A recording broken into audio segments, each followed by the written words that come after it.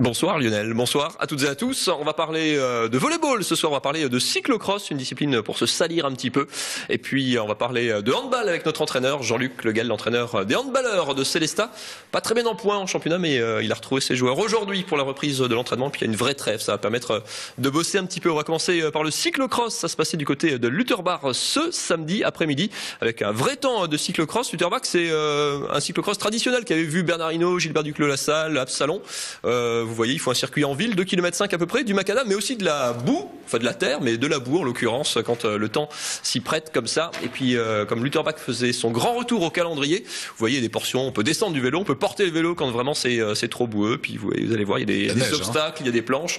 C'est la magie du cyclocross, épreuve très courte, 1 heure maximum. On peut changer de vélo également quand le vélo a pris trop la boue sur les dérailleurs, sur les freins.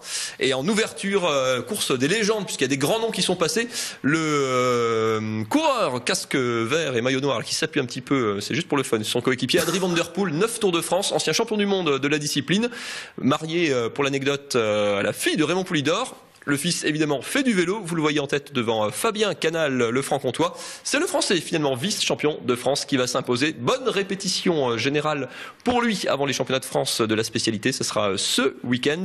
Je vous propose de l'écouter, ainsi que Laurent Spissert qui vous explique un petit peu comment on joue sur les différents terrains. On joue notamment sur la pression des pneus. Écoutez. Il y a pas mal d'ingrédients, la pluie, le mauvais temps, tout ce qu'on peut avoir sur un championnat de France dans l'ouest de la France. Non, puis un circuit sympa, il est assez difficile. Donc ouais, il y a de quoi travailler, il y a des bons coureurs. Une belle épreuve aujourd'hui. Ouais, c'est un parcours où il y a pas mal de routes en fait. Donc ça nécessite un gonflage quand même assez important. Et inversement, dans toutes les parties prairies du fond du circuit, il faut un gonflage relativement bas. Donc c'est assez technique au niveau du choix de la pression. Après, c'est un circuit qui est assez complet, de la route, de la prairie, de la boue, de la glisse, des planches, il y a un petit peu tout ce qu'il faut ici pour faire un beau spectacle. Voilà, c'était bien boueux. Autre actualité du week-end, le volley. Plus propre, plus élégant, les filles du volley à Mulhouse.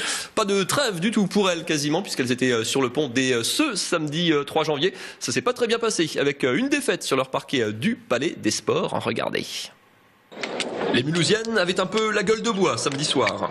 Paris est en effet venu s'imposer au Palais des Sports 3-7-0, laissant les Orinoises un peu groggy à l'issue d'un match trop vite plié. Tous les secteurs ont pêché, donc je sais pas.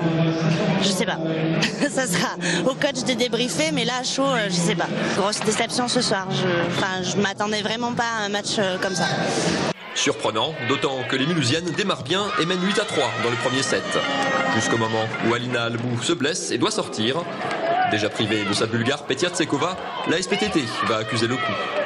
À partir de là, tout va lentement se déliter. Les Alsaciennes s'accrochent, mais voient filer la première manche, 25-19. Ce qu'on faisait avant, on n'a pas continué à bien le faire. Voilà, maintenant c'est un gros coup de massue, mais plutôt... Ce qui est pire, c'est que je pense qu'on a perdu ce soir une joueuse pour longtemps. En face, Paris ne se pose pas de questions et prend confiance. Parfois brillante, souvent solide, les joueuses de la capitale remportent la deuxième manche 25-21 avant de faire cavalier seul dans la troisième, conclue 25-18. Une défaite qui fait mal, d'autant que l'infirmerie mulhousienne est bien garnie. Bocan a joué avec une entorse et Nimer avec le dos bloqué. Des circonstances atténuantes, mais pas des excuses pour Magali Magaï. Ces difficultés-là doivent nous rendre plus fortes et pas inversement.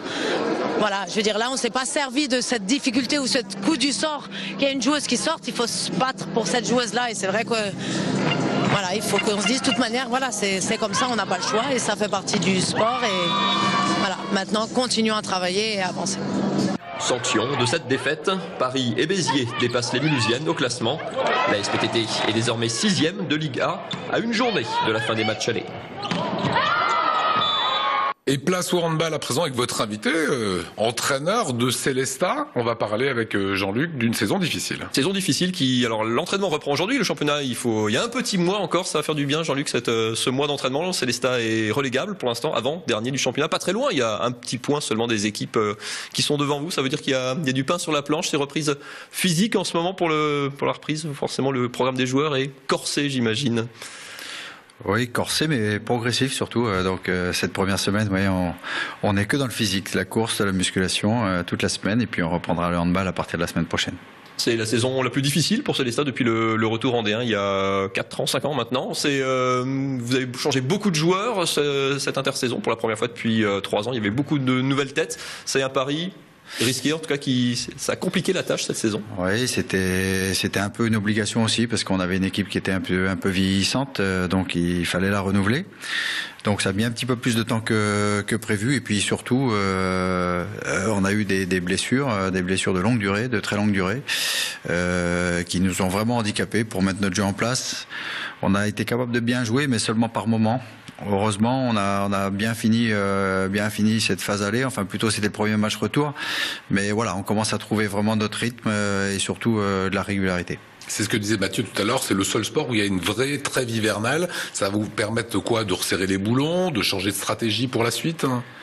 Par rapport aux autres sports, oui, c'est surtout déjà un moment où on peut régénérer les organismes. On a pu les mettre complètement au repos et surtout refaire une préparation physiologique digne de ce nom. Donc on prend déjà là une semaine où on touche pas le ballon, on fait que du physique, et puis après de remettre le jeu en place effectivement, parce que à partir du moment où les matchs commencent, il y a surtout de la préparation de chaque match qui prend beaucoup de temps dans la semaine parce que chaque adversaire est différent. Donc là, c'est 3 semaines, 4 semaines même vont nous permettre surtout de repenser à notre jeu à nous et à retravailler sur nos bases à nous. Bonne chose. Oui. Vous êtes, comme dit, à 1 point des 2 équipes non relégables qui sont juste devant vous. Il y a encore une équipe pas très loin devant. Ça veut dire que les 2 derniers descendent en LNH dans les ligues du handball français. Ça veut dire que ça va se jouer la deuxième partie de saison. Ça va être un championnat à 5 parce que là, il faut sauver sa peau. Oui, je pense que ça va être ça jusqu'à Aix, voire même Toulouse, qui est au-dessus de nous. Cette année, le championnat est vraiment très très très serré, et on se rend bien compte que 2 victoires successives nous permettent de se relancer complètement. Et puis il y a une hiérarchie qui est pas vraiment respectée, ce qui fait que tout le monde peut battre un peu tout le monde. J'ai confiance parce qu'on a bien fini. On savait qu'on serait en difficulté au départ. Bon, on a eu ces blessures qui se sont rajoutées à nos difficultés, mais l'état d'esprit est resté positif. Et on a surtout bien fini ce match à Cesson là, qui était Cesson. On va le voir en image. Ça, c'est le motif d'espoir, cette victoire à l'extérieur, juste avant la trêve. Quand il y a une longue trêve comme ça, finir sur une victoire, c'est quand même dans la tête, ça passe mieux. On passe des bonnes fêtes. C'est fondamental. La récupération est d'autant meilleure. Et puis surtout, ce matin, quand on a redémarré, il y avait des sourires. Parce qu'on sait qu'on peut. Voilà, Cesson, c'est une équipe qui est pas classée 5e par hasard, et on a été les battre chez eux, ce qu'on n'avait jamais fait. Donc ça donne espoir. Et puis surtout dans la tête de tout le monde, c'est qu'on récupère pour le début de cette deuxième partie, on récupère tout le monde, tous nos joueurs blessés. C'est une première, ça, pour le coach cette saison. À part la première journée où j'avais tout le monde, autrement depuis, j'ai toujours composé. On a toujours composé avec beaucoup de blessures, ce qu'on ne connaissait pas, c'est vrai, ces 3 dernières années. Et pourtant, on n'a pas changé grand-chose dans notre préparation. Mais bon, voilà, c'est aussi, il y a des saisons où on mange un petit peu plus de pain noir. J'espère qu'on l'a mangé et que le meilleur reste à venir. Objectif, terminer combien cette saison? Se maintenir. Donc en mettre 2 derrière. Voilà, on a cité 5-6 adversaires. Il y a Istres, il y a Nîmes, il y a Créteil, il y a Aix qui est pas loin, il y a Toulouse qui est pas loin non plus. Puis il y a nous. Voilà, ça fait 5-6. Il reste 12 journées.